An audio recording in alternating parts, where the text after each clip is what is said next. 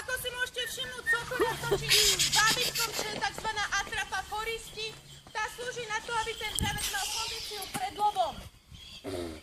Ako si môžete všimnúť, na nej taktiež odmena pre dravca. Môžeme našej šelby zatlieskať. Sokol ráno má rozpätie krídla približne 125 cm a váhu dosahuje zhruba 1200 gramov. Vo voľnej prírode sa prevažne živí sislami, avšak na Slovensku po ústupe sislov sa teda zameral prevažne na drobné vtáctvo, a konkrétne hlavne na holuby. Sokoliari s ním na polovačkách s obdobou lovia bažanty. Výstroj sokoliarstva vám teraz môžem povedať, kým tu máme ešte našich kolegov. Toto je teda to kožená atrapa koristi bábitko.